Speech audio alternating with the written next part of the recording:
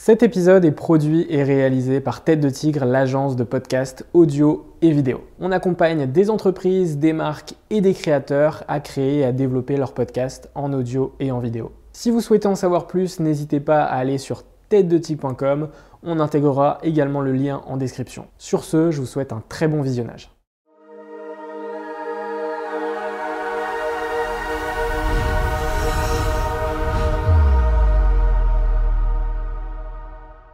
Salut Chrysoline, comment tu vas? Je vais très bien, et toi? Très content de t'avoir, donc du coup je suis très content d'être ici. Chouette, merci beaucoup pour l'invitation. Bah écoute, avec plaisir, ça va être très sympa. Moi, cette marque Balzac Paris, je l'ai connue grâce à ma copine. Ouais. C'est qui porte du Balzac? Exactement, je lui ai offert aussi du Balzac. C'est une très grande fan de cette marque. Génial. Donc, je voulais m'intéresser un peu plus à l'histoire de la marque et à ton histoire aussi. Et du coup, c'est pour ça que je t'invite dans le podcast aujourd'hui. Aujourd'hui, on va parler de ton parcours, évidemment de la marque et puis d'entrepreneuriat au sens large du terme. Yes. Mais ma première question à chaque fois, c'est de savoir dans quel environnement est-ce que tu as grandi? Ah, intéressant. Écoute, je suis lilloise d'origine, donc je viens du Nord. J'ai grandi dans un environnement hyper serein, très aimant. On est 5 filles à la maison, donc j'ai 4 sœurs, donc une grande sororité, un environnement très féminin forcément. Voilà, que te dire de plus, une très bonne entente avec mes sœurs. Beaucoup de jeux, beaucoup d'imagination, beaucoup d'art aussi autour de nous, parce que j'ai un père qui adore justement l'univers de l'art, donc il nous a assez vite emmenés, je dirais même traînés, parce que quand t'es petit, t'es pas ravi d'y aller, dans les musées ou dans les salles de vente. Mais aujourd'hui, je le remercie parce que ça a grandement, je pense, contribué à nos choix, à chacune, en tout cas professionnels. Donc un univers très, très solaire, super... très positif, avec beaucoup d'amis, de la famille, très agréable. Comment se sont passées tes études? Qu'est-ce que tu as fait en études et comment ça s'est passé de ton côté? Est-ce que ça t'a plu? Est-ce que potentiellement c'était pas des choses qui t'intéressaient? Comment ça s'est passé? Alors si je reprends de la petite école jusqu'à mes études, études c'est long. Ouais, c'est long, c'est ce que je dis à mes enfants tous les jours. Je dis quoi, j'ai pas envie d'y aller, je dis mon Dieu si tu savais. Mais non, j'étais pas une grande bosseuse à l'école, mais j'étais une grande bosseuse dans la vie parce que il fallait que je travaille pour avoir mon argent de poche. Donc j'avais pas mal de petits boulots à côté. Donc c'était la vraie dualité entre peut-être un petit poil dans la main et à côté de ça, courageuse pour aller gagner ma croûte. Mais une fois que j'ai commencé mes études, j'ai fait j'étais à la Cato, qui est la faculté à Lille, et j'ai fait un DUG, ça existait encore à l'époque, ça me rajeunit pas, en communication. Et ensuite j'ai fait l'ISTC, qui est une école de com aussi, qui appartient à la Cato, et qui elle va jusqu'au Master 2. Et là je trouve que tout ce qui est beaucoup plus concret aussi, pratique, exactement. Et puis au-delà de ça, le fait de pouvoir avoir des stages notamment, on a eu la chance aussi de partir à l'étranger, donc j'ai fait 6 mois au Mexique. Là j'ai été vraiment passionnée parce que beaucoup de cas pratiques où justement tu fais des propositions pour des marques avec des idées, et puis le champ des possibles s'offre à toi. Donc assez motivée par mes études, ouais, plutôt. Et puis ça reste, enfin, Lille, c'est une ville qui est très étudiante, donc au-delà du côté purement, je dirais, scolaire, c'est un environnement qui est hyper sympa en fait. T'as tes potes qui sont pas loin, c'est très festif, donc c'est des années qui sont, c'est des très bonnes années pour moi, des très bons souvenirs. Et donc après tes études, tu te lances dans le community management. Ouais. Tu travailles pour plusieurs sociétés, notamment un premier magazine qui s'appelle Bubble Mag. Ouais, tu sais tout. Comment ça se passe, cette première expérience? Écoute, et pourquoi le social media t'attire, tu vois, à ce moment-là? Ouais. Parce que du coup, on est en 2011, donc le social media en 2011, on est dans guillemets, voilà, les prémices, on va dire. J'ai une bonne intuition, je voulais être journaliste à la base. Et en fait, donc après mes études, je fais 6 mois de stage aux Versions Femina, qui a un titre du groupe Lagardère, et je suis en beauté pendant 6 mois. Ça me plaît énormément, j'adore écrire. Et puis ma boss, qui est aujourd'hui rédac chef du VF, me dit que c'est un univers qui est quand même assez bouché, où les places sont chères. Et ça me décourage pas, mais pour autant ça me fait réfléchir à notamment comment me réinventer dans un secteur qui est celui de la presse, mais qui est aujourd'hui pas le plus porteur. Et je pense donc à ce métier qui est community manager en geekant tout simplement sur Google, je pense, ou je sais plus comment je tombe là-dessus. Et je me rends compte qu'en fait, ça prend, que ça fait connaître aussi les marques, que pour autant, toutes les marques n'ont pas encore ce titre, enfin ce métier dans leurs effectifs. Et donc, je commence à candidater en spontané à droite à gauche, dont au Bubble Mag. Et j'ai toujours été attirée par l'univers de l'enfant, par la mode, par les bons plans sortis, etc. Et le Bubble Mag, c'était un gratuit qui justement évoquait tout ça. Et donc, je candidate en spontané chez Bubble Mag, également au groupe Marie-Claire. Et en fait, je suis rappelée par le Marie-Claire pour faire un mi-temps chez eux sur ce métier qu'est le community management. Et donc, en parallèle, je travaille au Bubble Mag. Donc, mes journées se divisent entre Marie-Claire, Bubble Mag et également mon ancienne responsable pour qui je bossais chez Publicis en stage, qui a rejoint le groupe Alinea en interne, m'appelle en me disant « Tiens, Créso, j'ai vu que tu faisais ça. Alinea, on souhaite se lancer. Pour nous, c'est pas encore la prio, donc on va passer par une freelance. Est-ce que ça te dit de nous aider et nous accompagner ?» Donc, tu vois, je commence un peu à rouler ma bosse sur des secteurs aussi différents que sont la déco, le DIY avec notamment le Marie-Claire Idée, l'univers de l'enfant et de la mode avec le Bubble, et puis la déco, mais de manière plus internalisée avec Alinea, parce que c'est une marque de décoration à proprement parler. Donc voilà, et c'est ainsi que je me lance sur ce métier et que j'en découvre les ficelles en fait au fil de mes années passées au Marie-Claire, parce que c'est très neuf pour moi. Et je te le disais, mais j'ai une bonne intuition, donc j'arrive à sentir les choses.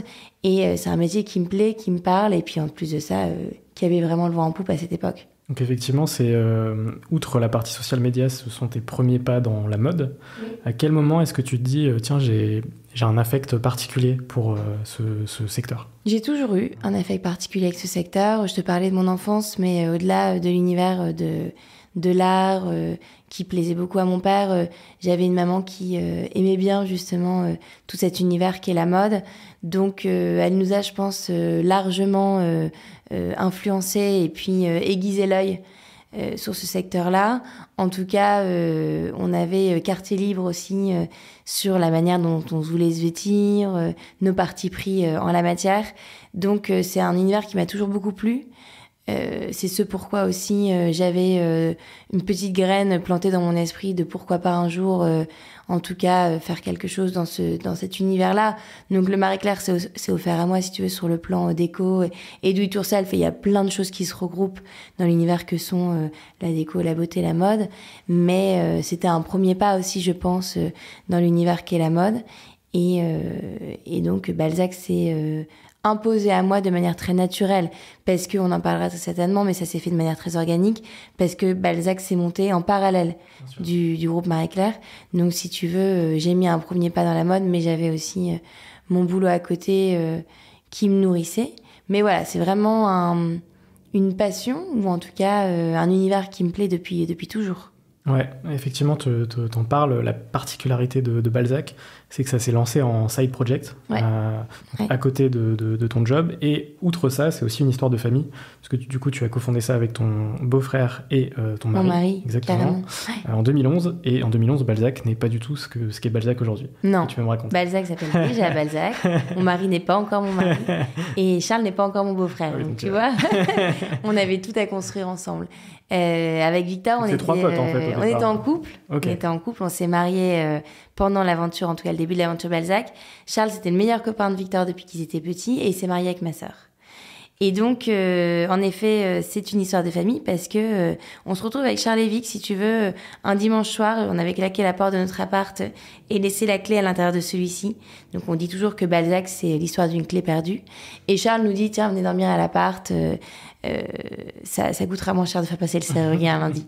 Donc, on dort chez lui, et là, on regarde la télé et on se rend compte que il y avait une jeune fille qui faisait des nœuds papillons fabriqués en France sur mesure, qu'elle cousait elle-même, qui crée une queue assez remarquable dans l'escalier en colimaçon de son petit appartement parisien.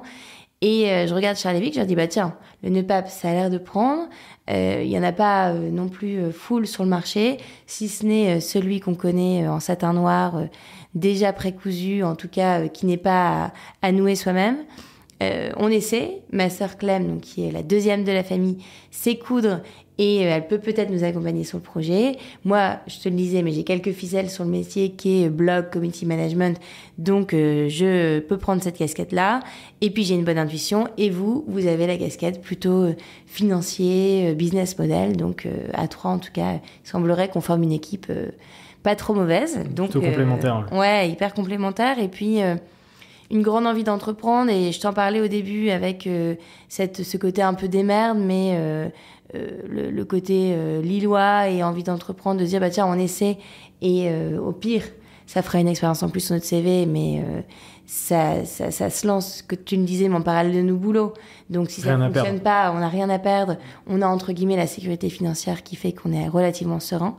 Et donc voilà, on se lance tous les trois. Je geek de nouveau avec ma petite sœur sur un nom de marque, en sachant qu'on savait que ça allait être des nœuds papillons fabriqués en France sur mesure. Et là, on trouve un texte d'Honoré de Balzac qui a écrit en 1830 un traité sur la vie élégante dans lequel il parle de comment porter le nœud pape quand on est un homme. Et là, Gwen, ma petite sœur, me dit « Attends, c'est extra, ça sonne français. La littérature, en plus, en l'occurrence, Honoré de Balzac, c'est un monstre de la littérature qui parlera à tous. Donc, on cherche de nouveau, si jamais Balzac est encore disponible et utilisable pour une marque de mode. Ça l'était. Donc, on le dépose. Et l'aventure Balzac commence ainsi avec un nœud papillon qui prend son envol. » Ok, génial.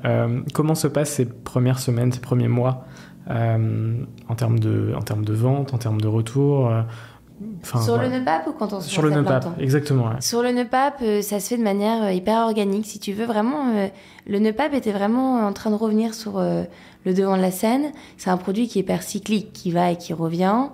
Et là, il avait vraiment... toute la lumière était sur lui. Et donc, j'ai une sœur qui était attachée de presse, qui l'est toujours, parce que c'est aujourd'hui l'attachée de presse Balzac, qui me dit « Tiens, j'ai une journaliste qui cherche une marque de nœuds papillons pour le Madame Fig. J'ai essayé de parler de toi, on verra si ça passe. » Et donc, me voilà en train de faire une photo de nos nœuds papes avec un cintre sur un fond blanc dans mon appart de l'époque. Et puis, coup de chance ou pas, parce que le produit était certainement sexy, on est sélectionné. Donc, si tu veux, au-delà des copains qui achètent au début ton produit, ça commence à faire effet boule de neige. Et puis, la marque fait parler d'elle dans le Madame. Moi, j'étais donc groupe Marie-Claire, donc j'avais... des amies aussi qui étaient blogueuses, influenceuses, notamment une amie qui s'appelle Delphine et qui avait un blog qui s'appelle toujours le blog de Didi, qui parle aussi de nous. Donc voilà, en fait, une certaine couverture médiatique qui fait que ton référencement naturel devient plus ou moins sympa, que lorsque tu cherches nos papillons sur la toile, c'est Balzac Paris qui remonte. Et donc, les potes achètent, puis ensuite, c'est plus les potes, c'est les gens que tu connais pas. Et c'est là que ta marque, en fait, commence à tout doucement prendre son envol et grandir. Et puis du coup, un rapport très tôt aussi avec le monde de l'influence et avec les créateurs. Ouais. Puisqu'on est, encore une fois, on est assez tôt, donc tout ça est assez nouveau finalement. Tout ça est assez nouveau. Alors après, les blogs, ça existait quand même déjà. Les blogs, oui, mais le côté, tu vois, mais l'influence, en effet, c'était assez nouveau, t'as raison, ouais, tout à fait. Mais en fait, si tu veux, le produit était sympa, il était français, il était fabriqué en France, sur mesure, avec un vrai savoir-faire. Il y avait une vraie histoire d'entrepreneurs, d'amis, de famille déjà à l'époque. Et donc, ça nous montrait aussi, nous, si tu veux, en tant qu'entrepreneurs, à côté de notre job respectif, ça mettait en lumière que Balzac, il fallait que ce soit une aventure qui soit familiale, qui mette le conso au cœur de tout, que le client avait envie de participer activement au processus créatif de la marque. Donc, ça nous a donné des grandes lignes directrices sur le Balzac d'après. Et c'est ce pourquoi le projet Balzac au global s'est fait de manière très organique, mais sur des bases très solides, qui étaient finalement celles du nœud pape, qui sont encore celles de Balzac d'aujourd'hui. À quel moment est-ce que vous switchez de side project à boîte business à temps plein, tu vois ? 2014, je change de boss au Marie-Claire, et puis l'équipe, si tu veux, part aussi au fil de l'eau. Donc, moi, j'avais une grande affinité avec toutes mes collaboratrices de l'époque. Ce projet qui, en plus de ça, fonctionnait bien. Moi, mon envie d'entreprendre grandissait. Et Vic, mon mari, me disait « Chryso, moi, mon boulot aujourd'hui en finance, ça se passe bien. Je peux assurer tes arrières si jamais ça se passe pas bien pour Balzac. Et puis au-delà de ça, moi j'avais ce métier de community manager qui fonctionnait plutôt bien, et je savais, j'avais la liberté d'esprit de me dire si ça fonctionne pas pour Balzac, rebondir sans problème. Exactement, je retrouverais du boulot en fait. J'étais pas inquiète, si tu veux, je faisais un saut dans le vide, mais j'avais pas la boule au ventre, tu vois. J'avais un parachute. Exactement, très jolie métaphore. Donc voilà, je fais ce grand saut en 2014, et Charles lui aussi quitte son boulot à l'époque pour se lancer à plein temps dans l'entrepreneuriat. Et donc on se dit avec Charles et Vic, on réfléchit, puis on se dit le NEPAP c'est chouette, c'est bien, c'est admis quand même à disparaître pour le retour de la cravate. C'est un produit qui est cyclique, il reviendra, mais faire tout un business sur lui, c'est quand même peut-être un tout petit peu compliqué. Donc on réfléchit au produit d'après, au coup d'après comme on dit, avec en tête l'homme et la femme. Et là on lance le sweatshirt littéraire qui met en lumière des couples d'auteurs célèbres. Donc on continue à surfer sur cette vague littéraire qui plaisait énormément à nos clientes. Honoré Frances, Jean-Paul et Simone, Alfred et Georges, ce sont les couples d'auteurs qu'on met en lumière avec notre sweat Balzac Paris. Et là, succès, gros succès aussi pour celui-ci, puisque 50% des pièces s'écoulent de manière très rapide. Belle couverture médiatique, je sens que le glamour nous met en homepage de son site. Et puis les femmes en tête d'achat, vraiment, ça semble être le segment de clients le plus représentatif. Et donc, on se dit, tiens, en fait, la femme, elle a quand même un attrait à la mode qui est différent de celui de l'homme. Je le dis souvent, mais le comportement d'achat est plus réfléchi chez l'homme. Il est aussi plus destiné à des moments clés de l'année, vs la femme qui a un comportement plus impulsif. Donc, on se dit, on va faire une mode qui soit exclusivement féminine, qui sera vendue en édition limitée. Et puis déjà, de la même manière que l'influence de community management était, je dirais, avant-gardiste, on se dit, on va faire une mode responsable, une mode différente, une mode autrement. En 2014, c'est assez novateur. Clairement. Et assez peu de marques le faisaient. Mais pour nous, c'était des convictions fortes de dirigeants, très autodidactes en la matière, mais au moins, on partait pas avec des idées reçues, si tu veux. Donc voilà, c'est comme ça que l'aventure Balzac est née, avec le projet plus large qui est celui d'un vestiaire féminin. Comment se passe cette toute première collection ? De trouver les bons fournisseurs, les bons ateliers, Difficile. Et même dessiner ces collections. Comment est-ce que ça se passe ? Écoute, ça, j'ai beaucoup de choses à te raconter parce que moi, je suis très autodidacte, donc j'ai pas de formation styliste, je te le disais, mais j'ai un master 2 en com, et donc en rien, je suis une créative, mais pas de mes mains. Et donc, je m'entoure bien. À l'époque, la difficulté, c'était de trouver les bonnes usines. C'était de trouver la bonne modéliste, la bonne styliste pour m'accompagner. Et là, il faut retrousser ses manches, partir enfoncer des portes fermées. Et donc, avec Charles, on se retrouve dans tout Paris à aller chercher des fournisseurs qui allaient bien vouloir créer cette collection que j'avais imaginée avec des modélistes en freelance pour nous. Et c'est le cas, on trouve des usines qui sont OK pour bosser pour nous, qui sont des usines parisiennes. Donc le Made in France, c'était notre choix de départ. Et là, on se dit, OK, c'est parti. Ça coûte quand même assez cher. Et puis en plus de ça, ce qu'en dit l'étiquette, elle a un moins glorieux que ce qui se passe en réalité. Je l'explique à plusieurs reprises, mais t'avais les conditions de travail, qui n'étaient pas idéales, optimales. Donc on réfléchit à comment on peut, si tu veux, industrialiser notre modèle à plus grande échelle. Et là, le Portugal semble une solution qui est la bonne, parce que les clientes n'ont pas l'air de trouver ça moins responsable de fabriquer en Europe qu'en France. Et elles nous suivent, en fait. On communique vachement avec elles. Moi, je tenais un blog à l'époque où je racontais un peu toutes nos aventures, voire mes aventures. Et je leur pose la question, je les mets vraiment très très rapidement au cœur de tout, et elles nous disent non, pour nous le Made in Europe c'est tout autant à valoriser qu'est le Made in France. Et nous voilà partis au Portugal avec l'idée de faire de Balzac une marque qui soit confectionnée en édition limitée.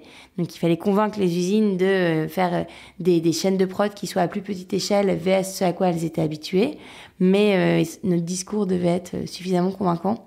Donc on tape dans la main de plusieurs usines qui nous suivent encore aujourd'hui, pour lesquelles qui bosse encore avec nous aujourd'hui.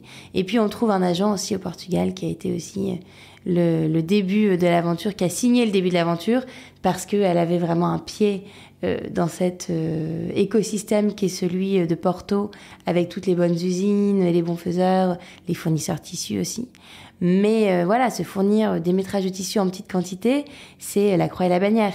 Donc je vais beaucoup dans le sentier à l'époque pour acheter des métrages et fins de rouleau qui sont donnés par des marques qui s'en débarrassent. Et ça me prouve aussi qu'il faut faire une mode qui traverse les saisons et que la temporalité, elle doit être assez étirée dans le temps. Et il faut pas copier-coller les tendances parce que sinon ton tissu est vite désuet. Parce que je voyais des tonnes et des tonnes de tissus qui étaient revendus justement par les marques à ces revendeurs de tissus. Et je me disais, le jour où nous, Balzac, on pourra acheter du tissu en quantité suffisante, il faudra que ils puissent traverser les saisons pour que mes collections, elles soient pas désuées au bout de 6 mois. Il faut que mes collections, elles soient, qu'elles durent dans le temps et surtout dans le placard de mes consos, qu'elles aient envie de les garder longtemps. D'où notre mission, et je brûle certainement les étapes par rapport à tes questions, mais d'avoir une mode désirable et durable. Ouais.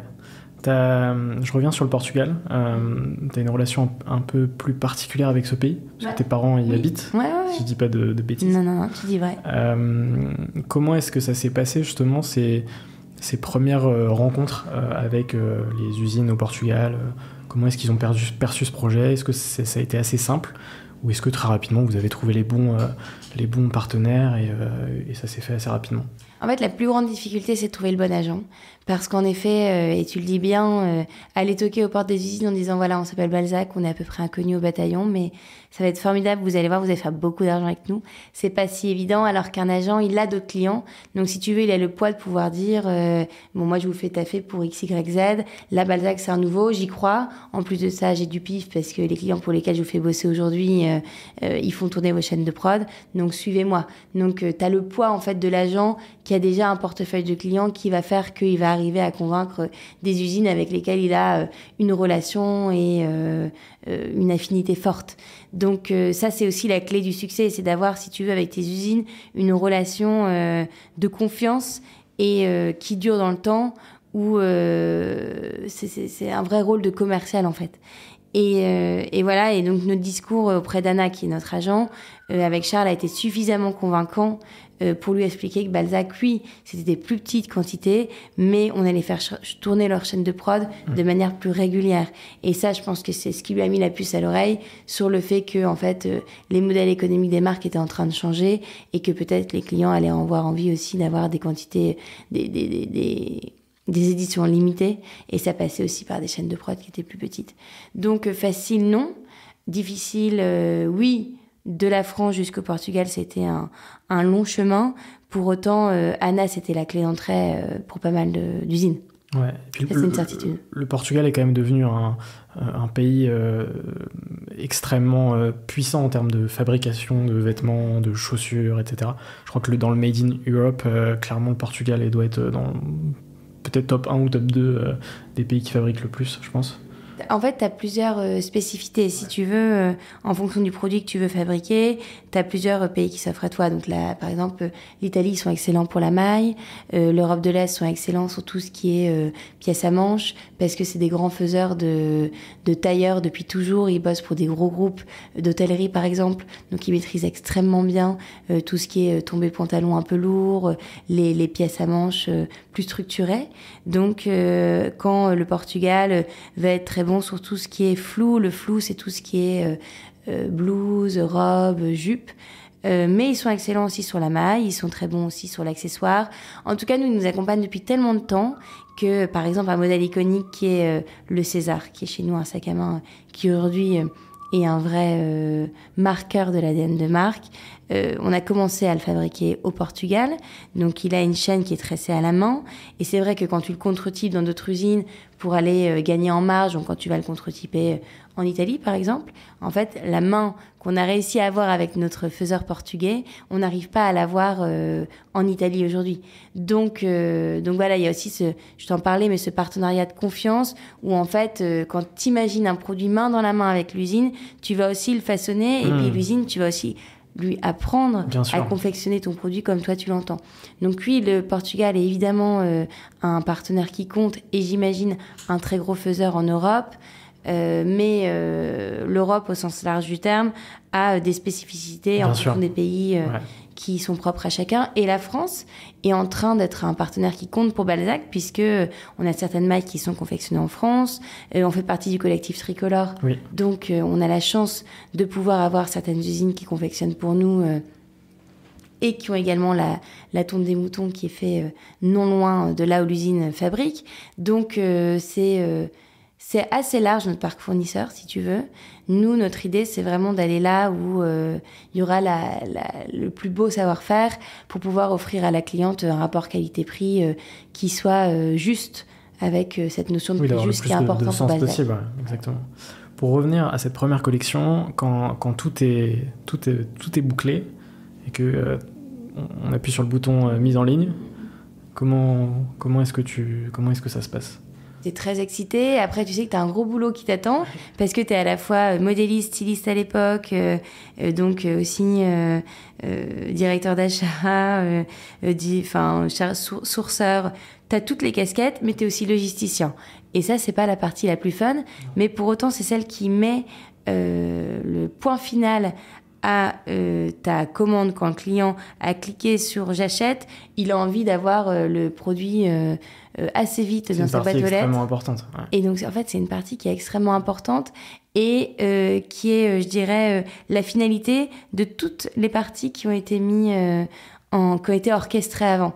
Donc avec Charles, on s'est improvisé logisticien, on était à la poste de nombreuses fois avec des cabas bien remplis, et tant mieux. Ça veut dire que notre marque plaisait déjà à l'époque, mais t'es dans les starting blocks pour justement assurer un service client optimal. Et on le sait, le service client et l'expérience client doit être au cœur de tout. Et c'est ça qui fait que ta marque perdure. Et en l'occurrence, t'es à la fois très excité et en même temps prêt à dégainer pour pouvoir envoyer tous tes produits à tes clientes. Donc, à partir du moment où on a eu un logisticien chez Balzac, ça a été pour nous un vrai soulagement, si tu veux. Parce que au-delà du fait de se soulager, je dirais, sur le plan opérationnel et envoi des colis, tu sais que tu as affaire à un pro dont c'est le métier. Qui va être efficace. Et ça s'improvise pas, en fait, d'être logisticien. Si tu veux, c'est un métier. C'est un métier et c'est un métier qui est extrêmement important. Oui, parce que c'est le dernier élément de cette chaîne qui est déjà dernier maillon de la chaîne. Extrêmement importante, tu vois. Ouais, tout à fait. Et c'est ce que la cliente retient, en fait. C'est ce que la cliente retient de mon colis est arrivé à l'heure dans ma boîte aux lettres, il n'est pas arrivé abîmé, parce que même si jamais il est abîmé par la poste, le client considère que c'est ta faute. Mon expérience client, quand j'ouvre mon colis, elle est sensorielle, il se passe des choses, et ça aussi, ça contribue largement au fait que la cliente va avoir un affect fort à ta marque. Donc oui, on est très excités parce que on a envie de voir si jamais les produits plaisent et se vendent, et on est aussi prêt à attaquer l'expérience logistique. C'était quoi la partie du processus que tu préférais le plus à ce moment-là ? Moi, c'est clairement le produit. Ça a toujours été, et ça l'est encore aujourd'hui, le produit et puis le storytelling, ce que tu racontes autour de ta marque, tu vois, toutes les petites cartes qui s'en déclinent, tout ce que tu vas raconter autour du pantalon, pourquoi tu as imaginé un pantalon à bretelles plutôt qu'une salopette ou un pantalon tel qu'un jean. Enfin, tu as énormément de choses à raconter autour du produit pour embarquer la cliente et créer un affect fort. Je te le disais au début du podcast, mais je pense que Balzac, c'est des vêtements qui durent et qui perdurent et qui donc, je l'espère, restent longtemps dans le vestiaire de la cliente. Et ça passe aussi par l'histoire que tu lui as racontée, parce que des vêtements finalement et des marques, il y en existe des tonnes, mais celles avec une vraie histoire et un sens, il y en a peut-être un peu moins. Donc pour moi, ça a été très important dès le début. Donc évidemment, du dessin du produit jusqu'à la manière dont il se la raconte, c'est ce que je préfère.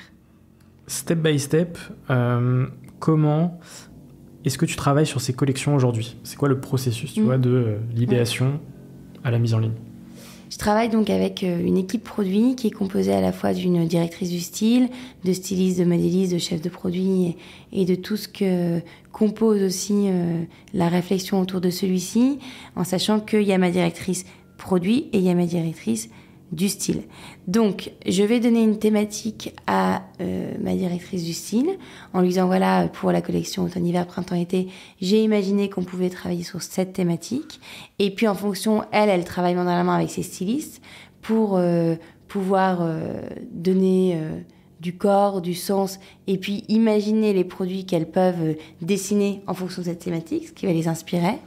On a de nombreux échanges autour de cette thématique pour ajuster et affiner. Donc, c'est vraiment un travail main dans la main. Et une fois qu'on a posé les bases, qu'on est d'accord sur comment exprimer cette thématique, on va la diffuser plus largement à toute l'équipe Balzac. Donc, au market, aux produits, et puis à la team Balzac au sens large du terme. Donc, c'est comme ça que se fait le point de départ. C'est vraiment moi qui donne en fonction de l'intuition que j'ai sur ce que vont avoir envie d'entendre les clientes, le discours qui va les toucher. Je le donne à ma directrice du style, qui ensuite, elle le transforme, me le rapporte. Et une fois qu'on est OK, on dessine. Et puis moi, je fais partie intégrante du process de validation. C'est-à-dire que toutes les pièces qui existent aujourd'hui chez Balzac, je les ai validées. Ok, génial. Comment est-ce que sont fabriqués les produits Balzac ? Je sais que c'est 100% Europe, 80% Portugal et 80% matière éco-responsable. C'est ça. Essentiellement, si tu veux, aujourd'hui, oui, le Portugal, c'est notre partenaire le plus présent, le plus représenté. Je t'en parlais tout à l'heure, mais tu as l'Europe de l'Est, tu as l'Italie, l'Espagne, et puis la France, qui sont les pays les plus représentés. Après, en termes de sourcing, on a évidemment un sourcing qui est responsable à plus de 90%, voire plus, puisque si jamais le tissu n'est pas responsable, c'est que c'est une fin de stock qui a été racheté à soit une marque qui a donné son tissu à un revendeur de tissus et donc ils nous sont proposés parce qu'on part du principe que la matière qui pollue le moins c'est celle qui existe déjà. Donc on est vraiment toujours dans cette logique de démarche responsable, c'est-à-dire que toutes nos actions Balzac sont vraiment pensées en ce sens sur tous les maillons de la chaîne. Donc notre sourcing il est vraiment fait de telle manière et en effet le produit Balzac il est, je le disais, mais imaginé de manière responsable et désirable parce qu'il ne faut pas oublier la désirabilité du produit qui doit évidemment être au cœur de tout, parce que la cliente, quand elle achète un produit Balzac, elle est très certainement sensibilisée au discours éco-responsable, parce qu'à titre personnel, c'est des choses auxquelles elle fait attention. En revanche, ce qui va la saisir dans un premier temps, c'est le visuel. Donc il faut que ces deux éléments soient traités de la même manière. Pour nous, c'est très important. On n'en a pas encore parlé, mais Balzac, c'est une entreprise à mission. Est-ce que tu peux me parler de ce label, entre guillemets ? Ouais. Balzac, c'est une entreprise à mission dont on est fier. C'est avec une mission qui est écrire un monde où le désirable est durable et le durable désirable. C'est ce pourquoi je te disais qu'il faut vraiment que les deux éléments soient traités sur la même longueur d'onde. Et donc, une entreprise à mission, ça veut dire quoi ?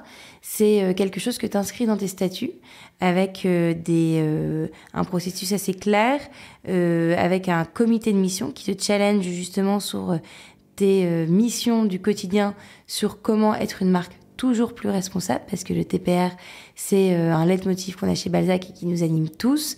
Et donc, ce comité de mission va te challenger sur comment tu peux mieux faire, sur comment tu peux aller encore plus loin, sur comment ajuster ton fusil d'épaule. Et nous, ça nous permet d'être dans une constante logique de progression, parce qu'on peut toujours mieux faire, on peut aller toujours plus loin. Donc voilà ce que ça veut dire aujourd'hui l'entreprise à mission chez Balzac Paris. Ouais, Balzac, ça a été créé du coup en 2011, cette version de Balzac en 2014. Quelles ont été un peu les grandes étapes, tu vois, depuis 2014 ? Et ce qui aussi est ultra intéressant, c'est le passage du 100% e-commerce à l'ajout du retail et l'omnicanalité, et notamment avec l'ouverture de 2 boutiques à Paris. Une boutique. C'était un peu papalion. Ok. Ouais. Je vais peut-être trop d'avance. Comment ça s'est passé, tu vois, cette évolution et du coup cet ajout de ce côté retail ? Ouais. D'une très belle boutique. L'évolution, t'y allais ? Ouais, elle est très belle, on est hyper fiers. L'évolution, elle est, je le disais, assez organique. La vraie... donc évidemment, tu recrutes, pour faire évoluer ta marque. Donc d'abord, tu vas aller vers des métiers tels que le stylisme, le modélisme, qui sont le cœur du réacteur de Balzac Paris aujourd'hui, parce que ce qu'on vend, c'est un produit, c'est un accessoire. Donc il faut étoffer évidemment ton équipe avec des métiers qui soient purement dédiés à cette spécificité-là. Très vite, on a recruté aussi sur le service client. Le client est au cœur de tout chez Balzac, et donc il fallait qu'il y ait une personne qui puisse répondre au quotidien à ses clientes qui ont des questions, parce que on leur dit vous êtes au cœur du processus créatif, ces vêtements ils sont imaginés pour vous, avec vous. Donc elles évidemment, elles ont des questions à te poser avant de passer à l'acte d'achat. Donc l'équipe a grandi de manière assez organique, mais en 2016, on lève des fonds et on décide d'accélérer, aussi bien sur la partie équipe, pour structurer, senioriser, et puis aussi accélérer sur tout ce qui est dépenses, à la fois donc marketing, tout ce qu'on en connaît, que sont le paye, le début des achats, etc. Et puis on devait changer de bureau parce que on était dans 60 mètres carrés, on commençait à être un tout petit peu serré. Donc voilà, donc c'est un vrai fait marquant pour Balzac, si tu veux, de lever des fonds, parce que ça te permet d'accélérer et de senioriser tes équipes, et donc par définition de structurer. Donc voilà. Quelles autres grandes étapes pour Balzac? Je pense que là, donc, tu continues à grossir, à te développer, aussi tes catégories de produits, à avoir une offre qui est de plus en plus étoffée. Tu structures ton offre aussi de telle manière que tu as tes saisonniers, donc qui sont tes produits qui sortent tous les mois, qui constituent tes nouveautés. Et puis, on imagine aussi que la cliente, elle aime Balzac aussi pour ses éternels, qui sont des produits iconiques, des indispensables, des basiques du vestiaire. Donc ça, c'est quelque chose d'assez structurant pour nous, parce que tu divises ton offre, tu l'imagines avec ce que je te disais, des temps de sortie différents, puisque tes éternels, ils sont là tout le temps, VS, tes saisonniers, donc tu réfléchis à acheter aussi de manière différente. Tu peux aussi challenger tes fournisseurs différemment, parce que tes éternels, tu les achètes dans des quantités qui sont plus importantes, parce qu'elles sont admises à durer sur du printemps-été et de l'automne-hiver. Donc ça a été une étape aussi importante pour nous. Et puis, le confinement, je vais pas vous mentir, parce que tu as un vent de panique de te dire qu'est-ce qui se passe. Je suis dans un moment que évidemment personne ne connaît, et puis là tout le monde le sait, mais le e-commerce à cette période de vie d'une marque, ça a été une vraie croissance assez rapide, parce que les clientes répondaient à l'appel, elles étaient au rendez-vous. Donc c'est un moment où on a pas mal recruté, on a aussi beaucoup accéléré. Donc Balzac grossit beaucoup pendant la période du confinement. C'était un vrai booster. Ouais. C'était un vrai booster. On a toujours été en croissance. Ça a toujours été une marque qui a été en croissance. Mais c'est vrai que cette période-là a été une croissance assez forte, un vrai marqueur de croissance. Et donc, on accélère, on grossit, on grandit. Fin de confinement, on se retrouve donc avec une équipe qui, elle aussi, a beaucoup grossi. Donc, qui admet à être structurée différemment, on réfléchit différemment. On structure beaucoup plus les pôles, si tu veux. Nous, on avait un management aussi qui était assez direct avant. Là, il y a un middle management qui s'installe. Donc, tu as plusieurs vies de boîte. Ça fait partie de l'évolution. Exactement. J'en ai pas parlé, mais tu as la boîte où tu es en direct avec les fondateurs, et puis tout d'un coup, ce middle management qui s'installe. Même si jamais on plane perpétuellement sur les équipes, parce que on pense que c'est ça aussi qui fait la force d'un Balzac, c'est d'avoir ces fondateurs qui sont là pour faire perpétuer l'ADN et nourrir aussi les personnes qui se rejoignent en interne. Exactement. Donc ça, c'est un élément marqueur assez fort. Et puis, après le confinement, on décide donc d'ouvrir une boutique. Donc là, tu as une réflexion de 2 ans, c'est assez long, parce que tu recherches un espace qui soit le plus opportun. Plus adapté aussi. Le plus adapté, à la vision. À notre vision. Et voilà. Et là, en 2022, on ouvre donc l'adresse Balzac Paris. Donc Balzac Paris devient une marque omnicanal.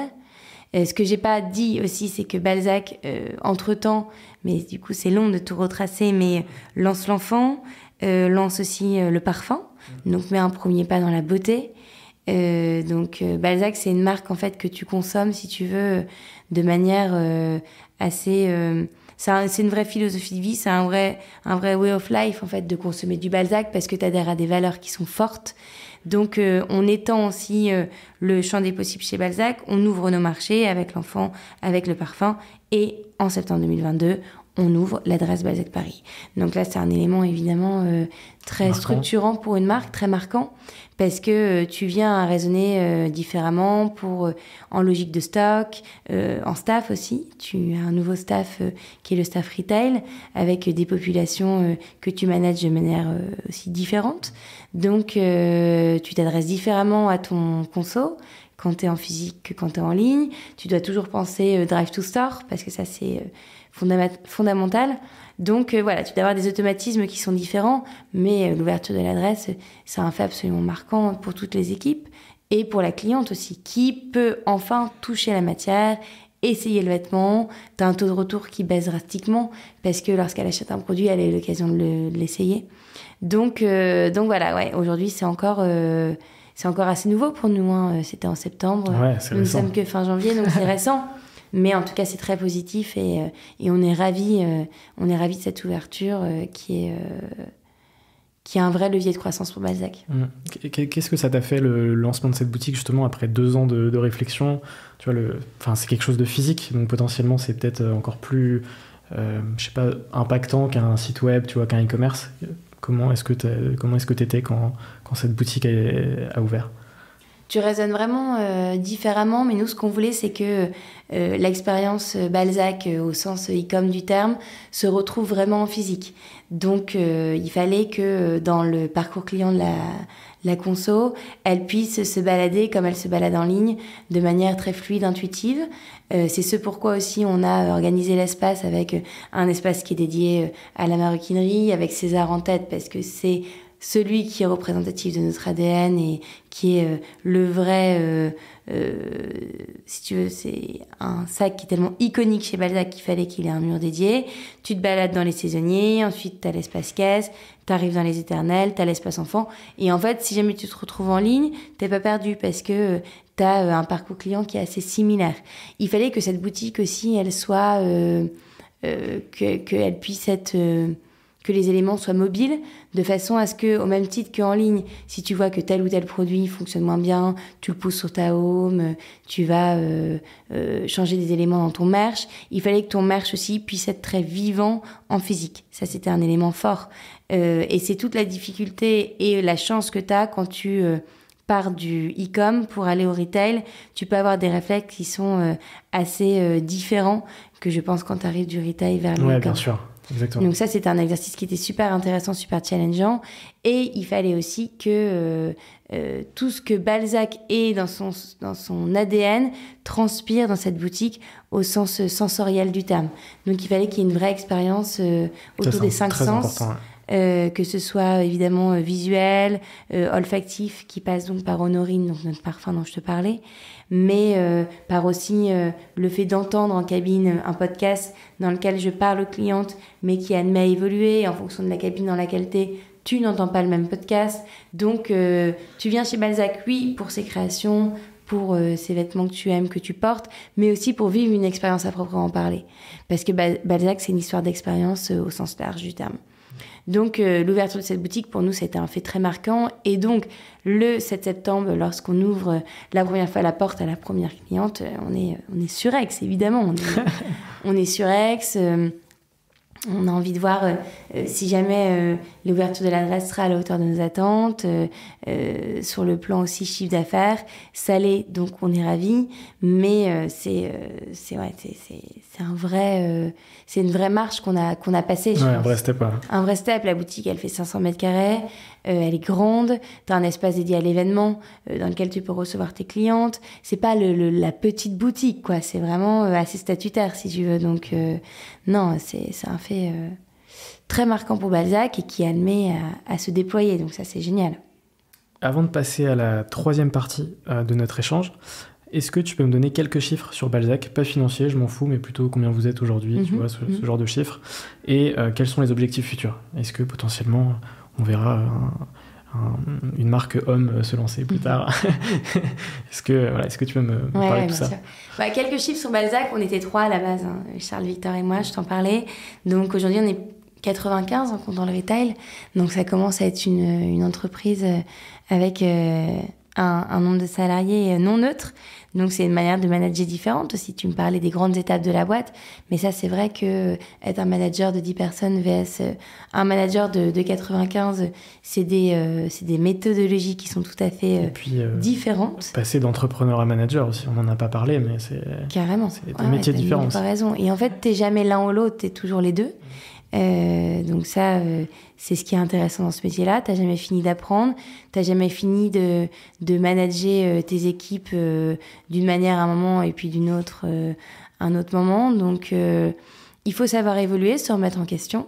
Je pense qu'on est capable de le faire, mais c'est vrai que c'est tout l'enjeu de ce métier qui est celui d'entrepreneur. Donc voilà pour les chiffres. Purement, je dirais, interne, humain. Et puis, tu as ensuite une boutique, qui est celle dont on vient parler, qui est l'adresse, avec un espace événementiel. Et ça, c'est important parce que ça nous tient à cœur de pouvoir rencontrer les clientes et discuter avec elles. De nombreux pop-up. Tu en as notamment un qui a ouvert à Lyon cet hiver, au moment de Noël. Et puis, tu as un parfum. Donc, qui est admis aussi à grandir, la gamme beauté. C'est un projet sur lequel on travaille déjà, avec en mai la gamme de parfums qui va s'étoffer. Donc, de grands et beaux projets pour Balzac qui sont aussi l'international, parce que Balzac aujourd'hui a plus de 10-15% de ses ventes qui sont faites à l'étranger. Mais je pense qu'on a encore vraiment un vrai... boulevard qui s'offre à nous. Dans ces 10-15%, c'est quel pays en premier? Les pays limitrophes qui sont en tête. Le UK qui est un pays sur lequel on est largement plébiscité, mais tu as aussi des pays qui sont beaucoup plus lointains, tels que les US, le Japon, la Chine. Aujourd'hui, on est en train d'écrire une stratégie inter, mais ça se fait beaucoup aujourd'hui par l'influence, notamment le bouche à oreille, la presse, la couverture médiatique qu'on peut avoir. Et puis le fait d'avoir une adresse parisienne, ça aussi, ça compte beaucoup, si tu veux, sur le plan international, d'avoir une adresse à Paris. C'est la French Touch, on va dire. La grosse notoriété, la French Touch, de par le nom de marque dont on parlait au début, tu vois, ça c'est une vraie chance de s'appeler Balzac Paris, parce que tu connais pas, mais tu connais forcément l'auteur, donc dans ton imaginaire, ça évoque forcément quelque chose. Même à l'international. Ouais, carrément. Donc voilà, sur la partie plus chiffrée. Après, les projets, l'inter, la beauté, il y en a plein d'autres. Parce que je te le disais, Balzac, c'est une vraie philosophie de conso, une vraie philosophie de pensée. Donc je pense que Balzac, ça peut être l'homme, ça peut être la déco, mais il faut pas courir plusieurs lèvres à la fois. Il faut aussi se concentrer sur ce qu'on sait faire. Aujourd'hui, on fait très bien la femme, on fait bien le parfum, on fera bien la beauté, mais il faut, je pense, offrir une expérience client qui soit la plus léchée possible. Et ça passe aussi par le fait de pas s'éparpiller et de bien adresser son marché. Comme depuis le départ, étape par étape, mais toujours très exactement. réfléchi. Ouais, tout à fait. On va pouvoir passer à la partie bilan de cette aventure. Et ma première question, qui est toujours très intéressante, c'est de savoir ce qui a été le plus difficile pour toi dans cette aventure. Le plus difficile pour moi dans cette aventure, ça a été de trouver nos partenaires, de trouver les bonnes usines. Je t'en parlais et je vais pas vous en reparler longtemps, mais et d'ailleurs quand des futurs entrepreneurs dans le textile m'écrivent, c'est la plus grande difficulté qu'ils rencontrent en fait. Aujourd'hui, de trouver le bon partenaire qui t'accompagne d'un point de vue agent et qui te permette d'enfoncer des portes fermées, parce que les usines, en plus avec ce qui s'est passé, la crise du Covid dont on parlait, la guerre en Ukraine, les marques sont en train de rebrousser chemin et de revenir en Europe, donc les chaînes de prod sont bien occupées, et donc en fait il y a certaines usines qui disent affiche complet, merci mais non merci. Donc il faut entretenir une relation relation sereine, très proche avec tes fournisseurs, tes partenaires, et ça mes équipes le font très bien aujourd'hui. C'est quelque chose qu'elles soignent et elles ont raison de le faire, parce que avoir un parc fournisseur qui soit aux petits soins pour toi et qui te fasse une place au soleil, c'est une vraie difficulté pour une marque de mode. Et donc dans toute mon aventure entrepreneuriale, c'est ma plus grande fierté avec mes associés, d'avoir réussi à créer un parc fournisseur solide qui fasse qu'aujourd'hui Balzac puisse proposer à sa cliente des produits qui soient durables, désirables, avec un vrai rapport qualité-prix qui soit authentique et vrai. Et ça, dans mon parcours d'entrepreneur, c'était la plus grande difficulté, parce qu'on partait from scratch, on était nobody en fait. Balzac n'existait pas, et donc il fallait se faire une place auprès de ses fournisseurs. Oui, parce qu'on parlait tout à l'heure du dernier maillon de la chaîne avec la logistique, mais cet aspect fournisseur, c'est le premier maillon. Et sans ce premier maillon, il n'y a rien derrière. Quoi. Exactement. Donc, c'est hyper important. Et en fait, ton fournisseur, je le disais avec le sac César, mais comme tu grandis, tu grossis avec lui. Il a aussi un certain savoir-faire qu'il acquiert de par le contact qu'il a en garde rapprochée avec tes équipes qui viennent sur place régulièrement, parce que c'est ça aussi la proximité avec le Portugal, l'Espagne, l'Italie, c'est que tu peux voyager assez facilement.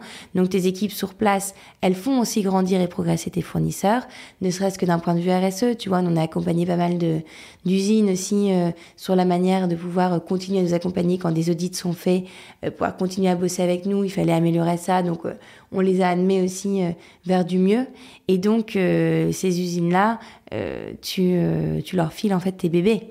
Donc, il faut que ce soit un partenariat win-win et que tu puisses avoir pleine confiance en elles.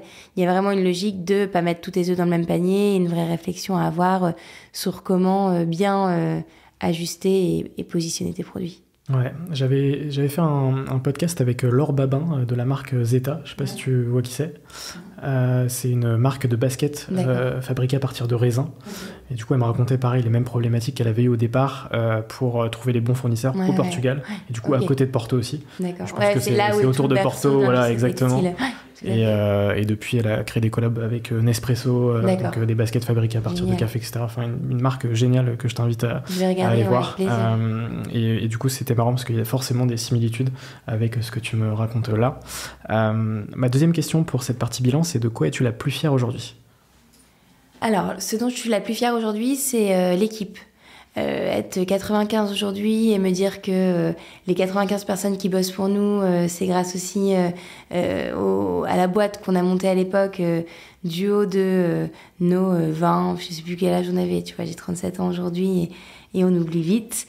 Mais ça, c'est cool de se dire que quand avec Charles Lévy, on s'est dit tiens, on va lancer une marque de nœuds papes. Et puis aujourd'hui, quand on se retourne et on dit qu'il y a 95 personnes qui bossent pour Balzac, on a une adresse. Donc je trouve que dans le monde dans lequel on vit, où on sait qu'il faut redoubler d'énergie pour se faire, je le disais, mais une place au soleil, je suis très fière de ça, donc je suis très fière de mes équipes, je suis très fière de l'adresse, parce que c'est vraiment un bel écrin dans Paris. Nos clientes viennent à nous, c'est un vrai lieu de destination. On est dans un quartier qui est extra, le 9, le 10, ça bouge, mais t'es allé à l'adresse, donc tu le sais aussi, il n'y a pas forcément 1000 concurrents qui sont autour de nous. C'est plutôt un quartier qui est dédié au commerce de bouche, à la restauration, qui est en train de bouger et de changer. On voit de plus en plus de boutiques qui s'installent, mais c'est une grande fierté de me dire que on fait bouger les gens jusqu'à nous qui viennent de tous les quartiers de Paris et au-delà, parce que la province vient à nous aussi. Donc voilà, ça c'est la concrétisation d'un projet en fait, cette adresse. Et puis tu vois, je te le disais, mais c'est pas une petite adresse, quoi. C'est visuellement, si tu veux, on n'a rien à envier aux boutiques de luxe, quoi. Toutes les finitions ont été faites avec soin. On a bossé avec un cabinet d'archi qui s'appelle RMGB et qui a tout fait, mais de manière archi léchée. Tout est pensé dans une logique implacable. Donc, ça, vraiment, l'adresse, je trouve que c'est c'est à la fois le commencement, mais aussi le point, je dirais, pas final, mais c'est la concrétisation de toute cette aventure qu'on vit maintenant depuis bientôt 10 ans. Ouais, je comprends totalement. La dernière question pour cette partie, c'est quel est ton produit préféré chez Balzac ? Question difficile. C'est pas difficile, j'en aime beaucoup. En plus de ça, comme je te disais, je les valide tous, donc C'est quoi celui que tu portes celui le plus que j'emporte. Alors, je suis... je me mets un point d'honneur et c'est pas du tout que je me force, c'est vraiment avec grand plaisir que je le fais, apporter au moins un produit Balzac par jour, si ce n'est plus, parce que je trouve qu'on est les meilleurs ambassadeurs de notre marque et parler de sa marque, je peux en parler des heures, la preuve en est, mais le porter et en être fier, je trouve que c'est encore autre chose. Donc voir même les équipes aux couleurs de Balzac, je trouve que c'est comme ça en fait qu'on va faire rayonner la marque en dehors des murs de nos bureaux et de l'adresse. Donc le produit dans lequel je suis le plus fière et que j'aime le plus, c'est César, parce que c'est un sac et je trouve ça difficile pour une marque de prêt-à-peu d'avoir un vrai sac iconique. Je me compare au plus grand, mais on pense à Hermès avec Kelly, par exemple. Et aujourd'hui, on a beau ne pas avoir de produit Hermès, on sait tous que Kelly, c'est le modèle iconique de la marque, de par son histoire. Et c'est ça qui est chouette, c'est que César, chez nous, il a une vraie histoire. C'est un modèle qu'on a imaginé main dans la main avec Maria, qui est ma directrice de collection aujourd'hui et ma styliste accessoire de l'époque. Et il a une vraie, au-delà du savoir-faire portugais dont je te parlais avec la chaîne qui est tressée à la main, c'est un produit qu'on a vraiment imaginé pour son aspect esthétique, mais aussi pour sa praticité dans le fait d'accompagner les femmes. Et Balzac, c'est ça, c'est une marque qui accompagne les femmes au quotidien, de jour comme de soir, qui peut se réinventer au fil des saisons. Et César, ce qui est génial, c'est qu'il existe maintenant depuis de nombreuses années, et je ne cesse de le croiser dans la rue, sous des styles qui sont tous différents, sur des femmes d'âge différents, plus ou moins jeunes, et ça, pour moi, je trouve que c'est là que je me dis que Balzac a réussi à s'imposer dans le vestiaire des femmes et dans le cœur de celles-ci, parce qu'un sac à main, c'est un objet qu'on chérit, qu'on range, qu'on ressort, dont on prend soin. En plus, là, on vient de sortir une gamme d'entretien et on peut bichonner son César et ses autres sacs à souhait. Mais voilà, ouais, s'il y a un produit, et il y en a plein, mais celui-ci, ouais, vraiment, je l'adore. C'était une question difficile. Ouais, c'est une question difficile. On va pouvoir passer à la partie rencontre et entrepreneuriat, un peu plus global, on va dire. Est-ce que, alors je sais que les rencontres, il y en a plein dans une aventure, mais est-ce que tu peux m'en citer une et m'en parler d'une qui potentiellement t'a marqué dans ces dernières années chez Balzac? Alors il y en a plein, j'aimerais t'en parler de beaucoup. Du coup, la liste est non exhaustive. Dernièrement, on a rencontré un monsieur qui a lancé un projet et avec qui on fait des sacs Nokaba notamment, Léopard, que vous avez peut-être déjà vu parce que on le voit beaucoup à Paris, en province, peut-être que même à Rennes. Bah voilà, ça m'étonne pas que ta copine en ait un. Et en fait, ce projet, il est fait avec les tissages de Charlieu et il est 100% recyclé et 100% français. Et en fait, c'est un collectif d'entrepreneurs qui ont imaginé qu'en fait le coton de demain était celui qu'on avait aujourd'hui dans nos dressings. Et donc il y a une machine qu'on est allé visiter il y a pas longtemps avec Charles et Marie-Emmanuelle qui est ma directrice de collection, et Charles donc c'est mon associé. Et en fait cette machine, elle peut entièrement prendre le coton existant de vos blouses, vos chemises, vos robes et j'en passe, et détisser entièrement, et j'ai certainement pas le bon wording, la fibre. Incroyable. Pour en recréer entièrement une nouvelle. Et donc, c'est une vraie prouesse, je dirais, sur le plan technique, parce que on part d'une matière qui est complètement nouvelle, du coup, tout en partant de produits existants. Et ça, c'est vrai que je trouve que c'est une innovation qui est très smart parce que, en effet, on l'a vu, le coton, c'était une matière qui a été un peu mise à mal ces dernières années de par le réchauffement climatique, la hausse des prix, alors que c'était pourtant une matière dont on pouvait se la procurer hyper facilement. Et se dire qu'en fait, le coton de demain, c'est celui qui, en fait, aujourd'hui, qui existe dans nos vestiaires, je trouve que c'est au-delà d'être très smart, c'est hyper responsable. Et donc, c'est un projet qui me parle beaucoup. Donc voilà, ça, c'est un beau projet. Après, il y a d'autres personnalités. Il y a Nathalie Bala, anciennement Redoute, qui a remonté la Redoute, que j'ai rencontrée parce qu'on a collaboré avec la Redoute sur 3 collabs, le prêt-à-peu, le mariage et la déco. C'est toujours en cours. Mais je trouve que c'est une femme qui a de grandes convictions, qui a su aussi remettre à flot une très belle boîte qui, moi, me parle parce que je suis nordiste, je suis lilloise. Et donc, ça fait partie de mon imaginaire, enfin, de ma culture lilloise depuis que je suis petite. Qui n'a pas mis des croix dans tous les catalogues La Redoute? Donc, je trouve ça vraiment bien ce qu'ils ont fait, ne serait-ce qu'en déco. Aujourd'hui, c'est une marque qui compte et qui a une très belle image. Et puis, Nathalie a de belles valeurs, donc voilà. Et après, il y a une autre entrepreneur que j'aime beaucoup, qui s'appelle Charlotte Muller. Charlotte, c'est une ancienne avocate et elle a monté un centre, c'est ça, de pratique de yoga de la fertilité qui nous vient des États-Unis.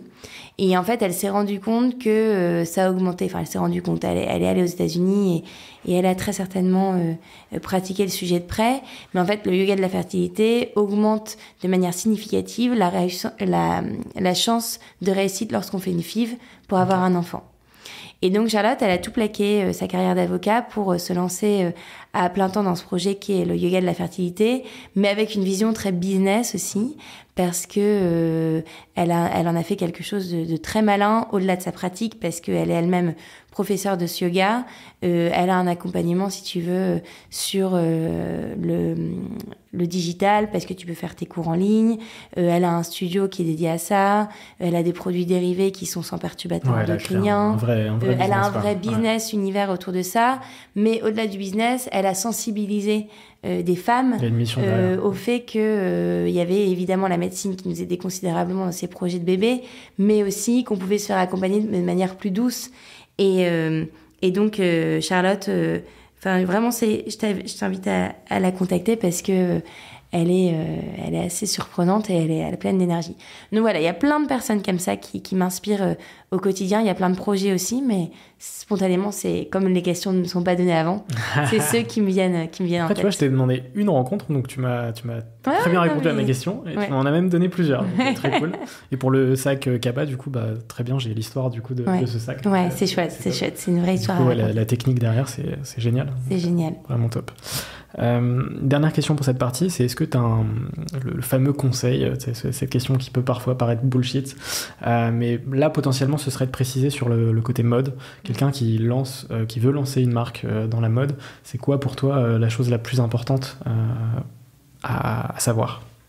Alors c'est pas bullshit dans le sens où j'ai des questions tous les jours de personnes qui veulent lancer leur marque et en réalité j'arrive pas à répondre à tout le monde.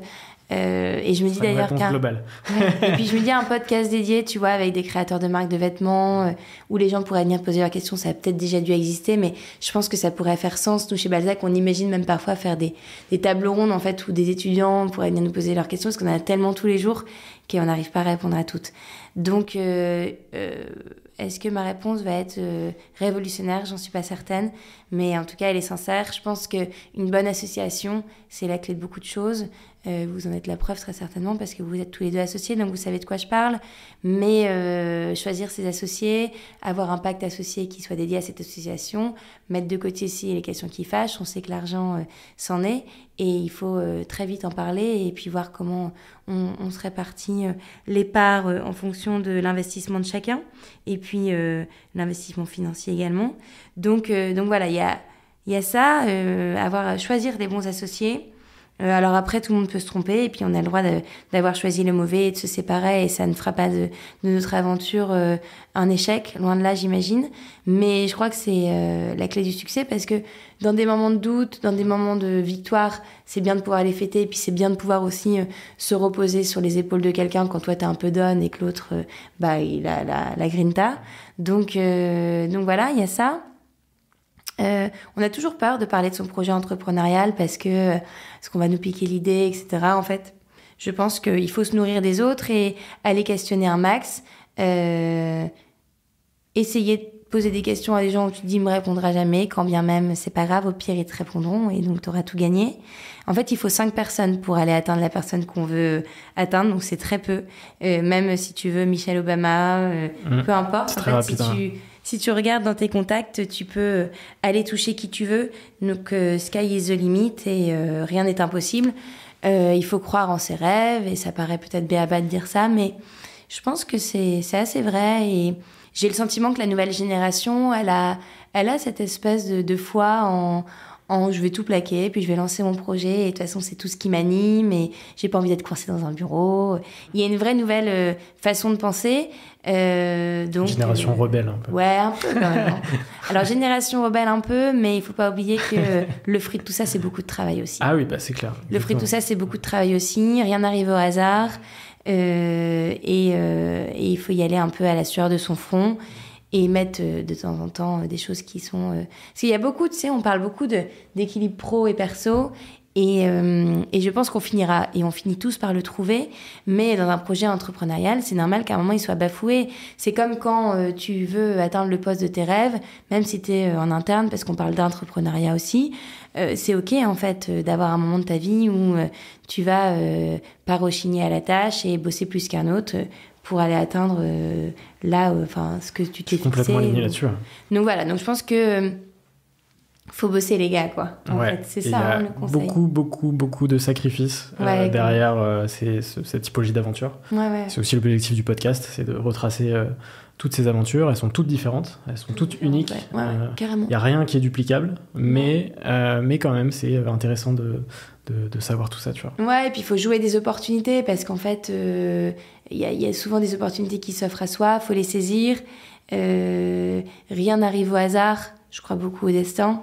Donc, il faut absolument saisir sa chance quand elle se présente et oser sauter dans le vide, quoi. On en parlait tout à l'heure. Avec parachute, si possible. C'est mieux. Ouais, c'est mieux. En side project, c'est parfait. Ouais, c'est vrai. On passe du coup à la dernière partie de notre échange avec quelques petites questions rapides. À chaque fois, le temps d'y répondre. Il n'y a toujours, encore une fois, pas de piège. La première, c'est qu'est-ce que tu fais pour aller mieux ? Qu'est-ce que je fais pour aller mieux ? Je passe du temps avec mes enfants et mon mari. Ok, très bien. Est-ce que tu as un livre à me conseiller ? L'architecte de... faudrait que je te le retrouve, je te le renverrai par mail sinon. Et c'est un livre qui montre à quel point tout ce qui est ancré en nous est fortement et intimement lié à nos ADN et donc à notre patrimoine génétique. Et c'est mon beau-père qui nous en a parlé à mon mari et moi l'autre jour. Et ça m'a pas mal branché. Après, Femme puissante, c'est pas mal. J'ai vu un homme l'autre jour qui lisait Sorcière dans le train, ça me fait marrer parce que c'est un livre qui est hyper féministe et donc je me suis dit que c'était cool que les hommes le lisent aussi. J'en ai entendu parler, je l'ai pas lu, mais voilà, spontanément ce qui me vient. Est-ce que tu as un film ou une série à me conseiller? Le dernier truc que tu as regardé. Je vais vous faire rêver si je vous dis Emily in Paris ou pas? T'as le droit, c'est autorisé. Et alors, on portera pas de jugement. Non, Emily in Paris, of course, parce qu'au-delà de bien me marrer devant la série... Il y a ce côté mode aussi, du coup. Alors déjà, ça c'est hallucinant. Les gens ils sont complètement geeks de cette fameuse Emily. Ils ont geeké combien ça lui coûterait vraiment de porter ce qu'elle porte dans une journée et qu'en réalité c'est impossible parce qu'avec ce qu'elle gagne, elle pourrait pas. Enfin, je me dis, les gens, ils ont que ça à faire. Mais c'est amusant. Et là, en fait, dans la dernière série, il y a la marque Ami, notamment, qui a eu un vrai passage dédié. Et c'est là que tu dis la puissance dans Netflix et d'une Emily in Paris. Donc, mon goal, c'est d'être présente dans cette série. Après, une série que j'aime beaucoup, et pour son esthétique, c'est The Crown. J'ai adoré. J'ai beaucoup aimé. Un peu moins la 3, parce que je trouve que Lady Di, que j'aime beaucoup, elle a une place qui est un peu controversée. En tout cas, je trouve qu'il lui donne pas un rôle, ceci dit, celui qu'elle a eu très certainement. Mais voilà, j'ai été un peu chiffonnée par ça, mais c'est vrai que je trouve que toute l'esthétique de la série, et tu parlais de mode, mais même sur le plan mode, elle est hyper inspirante. Et puis la famille royale me passionne, donc j'ai beaucoup aimé. Trop bien. T'as lu le livre, du coup? Non, pas encore. Non, pas encore. Pas encore. J'ai regardé okay. Harry et Meghan sur Netflix aussi, mais j'ai pas encore lu le livre. Ouais. Y a-t-il une question que tu aurais aimé que je te pose, mais que je ne t'ai pas posée dans cet échange? Est-ce que moi j'ai le droit de te poser une question en retour? Tu peux, complètement. Reverse. Qu'est-ce qui t'a donné envie de venir m'interroger? Qu'est-ce qui t'a donné envie chez Balzac? Bah écoute, déjà j'ai très apprécié les produits Balzac que j'ai offert à ma copine, du coup. Ma copine appréciait déjà beaucoup la marque, et puis du coup je m'y suis intéressé. Donc j'ai regardé le site, les produits. J'ai bien aimé il y avait un visuel tigre. Ouais. J'aime beaucoup les tigres. D'accord. L'agence de Mais qui a podcast un beau s'appelle Tête succès. de tigre. Mais aussi. oui, j'ai vu, c'est vrai. Et la j'avais signature. beaucoup apprécié, du coup j'avais acheté le t-shirt notamment. Et donc c'est pour ça que je voulais en savoir plus. Je voulais te rencontrer et discuter avec toi pour en savoir plus, tout simplement. Voilà. D'accord. Quels sont les entrepreneurs que tu me conseilles pour de futurs épisodes? Alors tu m'en as Charlotte déjà cité une. Charlotte Muller, ça pourrait être intéressant que tu la questionnes. La Belle Expérience, tu connais? Non. C'est la boîte avec laquelle on a fait nos bureaux. Donc là, vous êtes au 4e, mais on a aussi le 5e en haut qui est hyper chouette. Et c'est une team qui est extra. Elles ont des projets qui sont canons, divers et variés. Elles nous en parlaient l'autre jour, mais elles vont faire des boutiques, elles font des bureaux. Là, elles ont un projet avec le petit ballon, tu sais, le vin, pour faire une expérience sensorielle autour du vin. Donc, je suis sûre qu'elles auraient 1000 choses à te raconter. Et c'est assez smart, en fait, la façon dont elles ont inventé, justement, des projets d'architectes, mais au sens... vraiment, la Belle Expérience, c'est une marque, tu vois, c'est un vrai label, comme son nom l'indique. Donc, ouais, je pense que ça pourrait être des bonnes invités pour toi. Ok, bah écoute, je note. Et ma dernière question que je pose sur chaque épisode, c'est quoi pour toi une ou un entrepreneur? C'est quoi pour moi une ou un entrepreneur? C'est un passionné. C'est quelqu'un qui est prêt à tout pour sa boîte, qui est prêt à encaisser aussi, qui est prêt à prendre des coups et à accepter les critiques. Que ce soit d'investisseurs potentiels chez qui tu mets ton dossier sur la table, de personnes en interne parce que personne n'est parfait et donc tu as forcément des axes d'amélioration. Et puis, ouais, non, vraiment, la passion, c'est ce qui anime un entrepreneur, je pense. Et puis, quelqu'un qui est fondamentalement tourné vers les autres parce que entreprendre, c'est... si jamais tu as envie de faire grossir ta boîte, c'est donc recruter. Et donc, c'est l'humain qui devient au cœur de tout. Et ça, c'est clé en fait. Hein. Ta marque et ta boîte, elle marche aussi par les hommes qui la composent et qui en font aussi les meilleurs ambassadeurs parce que c'est eux qui parlent de ta boîte et ta marque l'employeur, elle est fondamentale. Donc voilà ce qui fait un entrepreneur, je pense. Ouais, bah écoute, ça va être les mots de la fin. Je pense que effectivement le côté humain, c'est la chose en même temps la plus difficile et celle qui t'envoie le plus de love. Hyper difficile. Mais donc voilà, c'est quelque chose de très, très équilibré. Dans la vie comme au boulot. Ouais. Exactement, exactement. Donc je te remercie beaucoup pour cet échange, c'était très cool. J'espère Avec que ça t'a plaisir. plu. Ouais, non, c'était chouette, merci beaucoup. Et puis je suis convaincu Merci que ça va plaire et que toi qui nous as regardé ou qui nous a écouté, ça t'a plu aussi. Merci beaucoup. Merci à toi, à bientôt. Ciao, ciao. Au revoir. Merci d'avoir visionné cet épisode, j'espère qu'il vous a plu. N'hésitez pas à vous abonner à la chaîne de Serial Entrepreneur, de laisser votre plus beau like et votre meilleur commentaire. Et si vous souhaitez vous lancer dans le podcast vidéo, n'hésitez pas à nous contacter sur têtedetigre.com, on mettra le lien en description. Salut!